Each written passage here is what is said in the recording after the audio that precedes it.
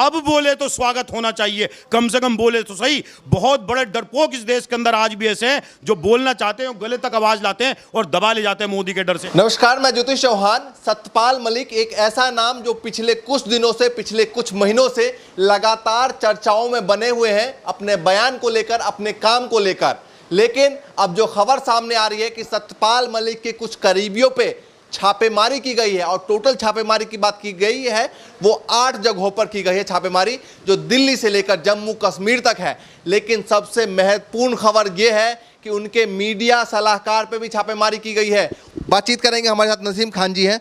क्या कैसे देखते हैं इस छापेमारी को? मीडिया सलाहकार पे छापेमारी, 8 जगहों पे छापेमारी हुई है इस तमाम मामलों में। इससे पहले 28 तारीख को जो है 28 अप्रैल को सीबीआई ने उनको बुलाया था पूछताछ करने के लिए। देखिए, ये सब चीज़ें छापेमारी चलेगी, उसकी कई वजह है, लेकिन सबसे बड़ी वजह है कि सतपाल मलिक जी ने कर्नाटक में कांग्रेस की जीत के बाद और भारतीय जनता पार्टी का सोपड़ा साफ होने के बाद ये बयान दिया है कि पूरे विपक्ष को एक करने की पूरी कोशिश करूंगा और एक करूंगा।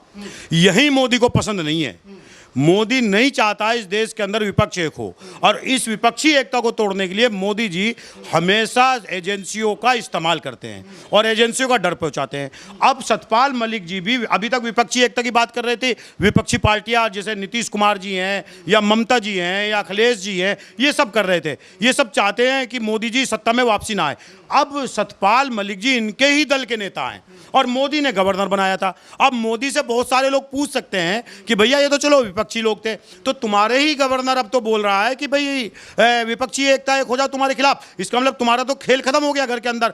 सबसे बड़ा अगर मोदी के दिल में तकलीफ है, और ये छापेमारी ऋषि सुनक जी के यहाँ की गई है, सुनक बाली जी के यहाँ, और ये जो सीबीआई बुला रही है, ये सारा का सारा विपक्षी एकता एक ना हो जाए। एक सवाल ये भी उठता, अमित शाह ने बयान दिया था अभी कुछ दिन पहले कि पहले क्यों नहीं बोले, उनकी अंतरात्मा पहले क्यों नहीं जागी, जब पद से हट गए उसके बाद जागी है। तो क्या ये एक दूसरी तरफ राजनीति का रुख देखने को मिल रहा है? नहीं, चलो अब तो बोल रहे हैं ना, मैं कह रहा हूं अब तो बोल रहे ना, कोई अभी तो सच बोल रहा है। भाई नहीं बोल रहे होंगे, क्या पता क्या वजह होगी। ये वजह ये है कि जो धरने पर बैठी है हिंदू बेटियां, मुस्लिम बेटियां नहीं। देखिए, मैं स्पष्ट रूप से हिंदू और मुस्लिम क्यों कह रहे हैं? बिल्कुल इसलिए कह रहा हूं, केंद्र सरकार जब प्रधानमंत्री को क्यों नहीं रोकते चौहान साहब, मैं आपसे कह रहा हूं। प्रधानमंत्री जब बुरखे की शमशान की बात करते हैं, जिनको नहीं करनी चाहिए, नसीम खान कर सकता है, लेकिन प्रधानमंत्री अभिभावक हैं इस देश के, तो वो क्यों उस शमशान की और कब्रिस्तान की बात करते हैं? तो मैं आज जब हिंदू बेटियों की असमत खतरे में, हिंदू बेटियों के साथ एक भारतीय जनता पार्टी का राक्षस शोषण और बलात्कार कर रहा है, एक दो हिंदू बेटी नहीं है। उन्होंने कहा कि 1 से 2000 हिंदू बेटियां हैं। आप मुसलमान की 3 तलाक की बात करते हैं कि मुसलमान बेटियों की हम रक्षा करेंगे। अरे अब जिसके नाम पे आप सरकार में आए उनकी तो रक्षा करिए। जब हिंदू बेटियां जंतर मंतर पर बैठी हैं और अपने शोषण के खिलाफ आवाज उठा रही हैं, उनका साथ देने के लिए सतपाल मलिक जी आ गए। और मुझे ये पता चला है कि बहुत बड़ा आंदोलन होने वाला था, महापंचायत होने वाली थी आगामी कुछ दिनों में। तो उस महापंचायत और आगामी आंदोलन जो खड़ा होने वाला था, जैसे किसान आंदोलन खड़ा हो रहा था, और किसान जिस तरीके से बेटियों के हक में आए, उस आवाज़ को दबाने के लिए, उस आंदोलन को दबाने के लिए, क्योंकि इस देश का बादशाह आंदोलन से और अपने खिलाफ उठने वाली आवाज़ से घबराता है। नहीं, लेकिन सवाल ये भी उठता है ना, इससे पहले सीबीआई ने 28 तारीख को यानी 28 अप्रैल को पूछताछ भी की थी इस मामले में, तो हो सकता है उसी कड़ी में छापेमारी की गई हो। देखिए, मैं आपसे एक चीज बता रहा हूं, छापेमारी इस वजह से नहीं की गई, जांच पड़ताल की वजह से। अगर जांच पड़ताल की वजह से छापेमारी की जाती तो आप हेमंत बिस्वा शर्मा जो आसाम के मुख्यमंत्री हैं, उनके खिलाफ गबन की बातें जो है यही भारतीय जनता पार्टी करती थी।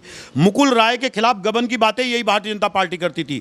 कितने लोग हैं महाराष्ट्र के अंदर जो नेता भारतीय जनता पार्टी में चले गए हैं, उनके बाद उनके घरों की घंटियां सीबीआई और जांच एजेंसियों ने खड़खड़ाना बंद कर दी है। तो ये जांच इस बात पर नहीं है कि गबन की बात थी, ये जांच और ये जो पूछताछ केवल इस बात पे है कि आप मोदी के खिलाफ मत बोलो, लेकिन जो पाप किए हैं, और जब अंतरात्मा जागती है, और आज सतपाल मलिक जी सारी बातों को सामने रख रहे हैं, पुलवामा का कितना बड़ा पाप है, खुद वो तो उनके ही नेता हैं, अभी तो हमारे नेता भी नहीं है, भारतीय जनता पार्टी के नेता हैं। उन्होंने साफ रखा कि पुलवामा में मुझे चुप रहने के लिए स्वयं प्रधानमंत्री ने कहा। लेकिन जो छापेमारी है उससे डर किस बात की, जब वो कहते हैं कि मेरे घर में, मैं किराए के मकान में रहता हूं और मेरे घर में किताबों के अलावा कुछ और नहीं मिलेगा उनको, तो कौन डर रहा है? अगर डरते सतपाल मलिक आज गवर्नर के बाद उपराष्ट्रपति या राष्ट्रपति बनते बाद में जाकर के। अगर डरते तो इस सरकार के अंदर डरने वालों को ही बनाया जाता है। जो डरेगा नहीं उस पर सीबीआई अपॉइंट कर दी जाएगी, जो डरेगा उसको Z+ दे दी जाएगी, गवर्नर बना दिया जाएगा, राज्यपाल बना दिया जाएगा, राष्ट्रपति बना दिया जाएगा। अगर सतपाल मलिक बनते तो 100% उपराष्ट्रपति या राष्ट्रपति बनते, लेकिन सतपाल मलिक डर नहीं रहे हैं, इसलिए जांच एजेंसियां बैठी हुई हैं। अभी 3 दिन पहले वो जंतर मंतर पहुंचे, दूसरी बार पहुंचे, और उन्होंने साफ तौर से कहा, गुरनाम सिंह चटूनी भी साथ में थे, उन्होंने कहा कि अब महापंचायत की तैयारी है और इसको एक नेक्स्ट लेवल का रूप दिया जाएगा आंदोलन का, उन्होंने साफ तौर से कहा। देखिए, जंतर मंतर पे पहुंचे, जिस आदमी के अंतरात्मा जाग रही है वो हर आदमी हिंदू बेटियों के लिए पहुंचेगा, और यही वजह है कि उनके समर्थन में लोग लामबंद हो रहे हैं, और यही वजह है कि जो वहां जा रहे हैं उस पर जांच एजेंसी बैठ रही है। और मैं तो धन्यवाद, देखिए मैं सारी बात दरकिनार करके मैं इस देश के अंदर आदरणीय राहुल गांधी और दीदी प्रियंका गांधी को धन्यवाद करना चाहता हूं, और इस देश को धन्यवाद करना चाहिए कि धीरे धीरे वो लोग ना डरने वालों की, निडर लोगों की जमात को बढ़ाते जा रहे हैं, लोग बढ़ते जा रहे हैं जो केंद्र सरकार के खिलाफ डरने, जिसमें एक बड़ा नाम सतपाल मलिक है, और भी बहुत सारे लोग हैं। लेकिन जो लोग भारतीय जनता पार्टी के, वो भी धीरे धीरे कुछ बोल रहे हैं, क्योंकि ये जो डराने का काम करते हैं, इन्होंने सबसे पहले डराया, किसको डराया? लाल कृष्ण आडवाणी को डराया। लाल कृष्ण आडवाणी इनके बहुत सारे काले चिट्ठे जानते थे, ये डराने का काम करते। कभी पिक्चर के नाम से देखिए, अभी एक पिक्चर सतपाल मलिक बोले हैं, इसका क्रेडिट आप राहुल गांधी को थोड़ी दे देंगे? बिल्कुल राहुल गांधी को, राहुल गांधी ने कहा है। चौहान साहब देखिए, आप हमारे नेता को इतना कम मत आकिए। एक आदमी लाल किले की प्राचीर से कह रहा है कि डरिए मत, जेब काटने वाले लोग बैठे हैं, आपको मुद्दों से बटाएंगे और जेब काट लेंगे, डरो मत। मैं जैसे नहीं डर रहा हूं, आपने देखिए धीरे जैसे दिखाई देता ना वैसे माहौल को लोग एक्सेप्ट करते हैं। आपने कहा बंगला खाली, तो लोगों ने सोचा राहुल गांधी डर जाएंगे, बंगला छिन जाएगा, उन्होंने तुरंत बंगला दे दिया। डरपोक लोग अपना बंगला बचाने के लिए गुलाम नबी आजाद जैसे मोदी की गुलामी को एक्सेप्ट करते हैं। निडर लोग, गांधीवादी लोग डर को दूर करते हुए बंगला खाली करते हैं। तो सतपाल मलिक जी की भी शायद वही एक आस्था है, राहुल गांधी से प्रभावित हुए हैं कि डर को निकाल करके, और आज मोदी के खिलाफ खड़े हो गए हैं। और मोदी के खिलाफ खड़े होना आज के साथ मैं बता दूं आपको, जेल आपके लिए पहली काल खोटड़ी बन सकता है, जेल। इसलिए कांग्रेस का कोई भी नेता डरता नहीं है, और ना डरने की। मैं आज उत्तर प्रदेश के अंदर बैठे हैं आप, और मैं समाजवादी जो बहुजन समाज पार्टी है, जो सबसे बड़ी पार्टी है, उनके नेताओं से भी इस बात को कहना चाहता हूं। बहुत सारे लोग सवाल उठा रहे हैं कि सतपाल मलिक इतना लेट क्यों बोले, और अब क्या राजनीति के किसी तरफ रुख लिया जा रहा है उनका? मतलब यही तो एक सवाल पैदा करके भारतीय जनता पार्टी मुद्दों को छुपाना चाहती है। मतलब बेटियां, हिंदू बेटियां अब क्यों बोली?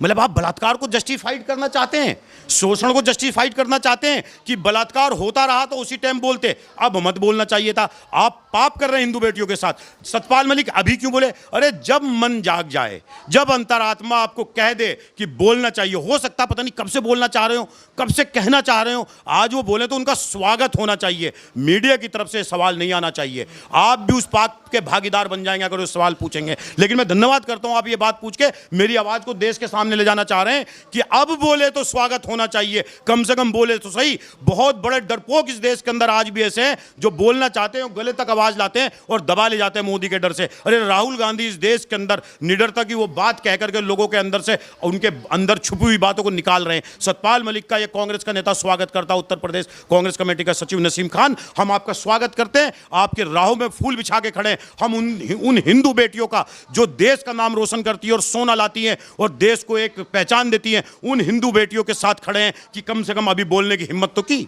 अभी देखा जा रहा है कि जिस तरीके से तैयारी कर रहे हैं महापंचायतों की, राकेश टिकैत भी वहां पहुंचे, वहां पर जाकर अब चंद्रशेखर आजाद भी लगातार वहां पर जाकर बैठ चुके हैं, लगातार मतलब धरने पर हमेशा के लिए, जब तक बोलने के न्याय नहीं मिलेगा तब तक मैं बैठूंगा।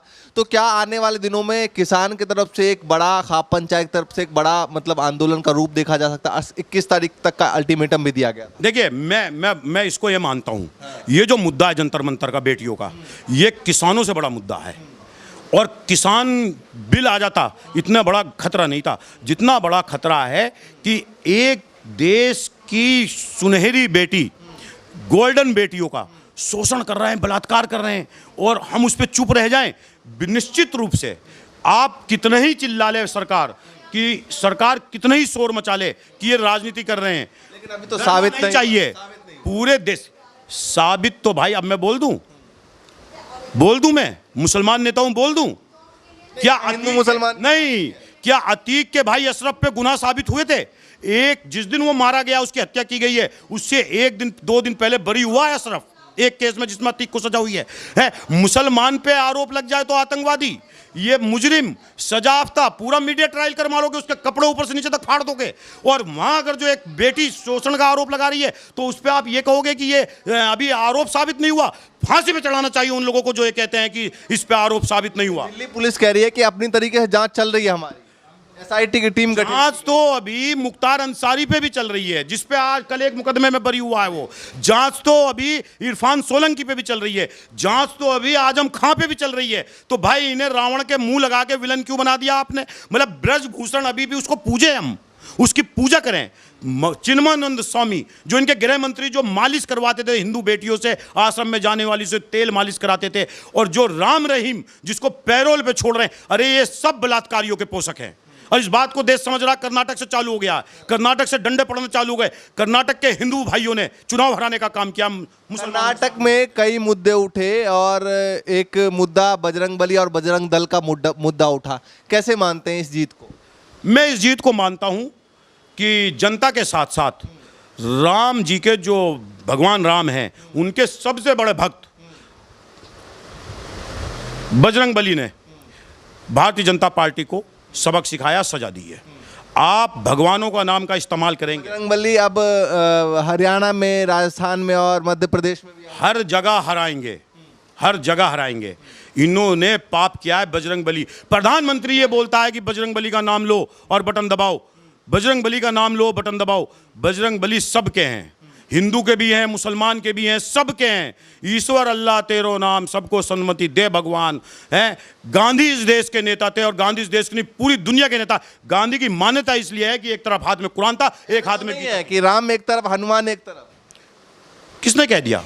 राम भी हमारे हैं, राम भी हमारे हैं, हनुमान भी हमारे हैं, कृष्ण जी भी हमारे हैं, महादेव भी हमारे हैं। मैं मुसलमान नेता होने के बाद बोलता हूं इस बात को कि ये सब हमारे हैं। अरे भाई, इस देश का धर्म, हिंदू धर्म और मुस्लिम धर्म, ये सिखाता है एक दूसरे के धर्मों की सम्मान करो। इसीलिए तो दुनिया के अंदर सबसे ज़्यादा मुसलमान, दूसरे नंबर पे पॉपुलेशन का ये हिंदुस्तान है मुसलमानों का, क्योंकि इस देश का हिंदू मुसलमानों से प्यार करता है, और मुसलमान हिंदू से। कुछ नफरती लोग आ गए, चिंटू आ गए, जिनकी कोई औकात नहीं है, लेकिन अब भगवान मैदान में आ गए हैं इन्हें सजा देने के लिए। तो आज मैं आपको बता दूं, ये अब कुछ ही कर लें, मुद्दा पेट्रोल का चलेगा, मुद्दा गैस का चलेगा, मुद्दा तेल का चलेगा, मुद्दा सीमेंट का चलेगा, मुद्दा किचन। फॉर्मूला कांग्रेस के हाथ में लग गया है, मुद्दे का फॉर्मूला नहीं, लग नहीं गया है।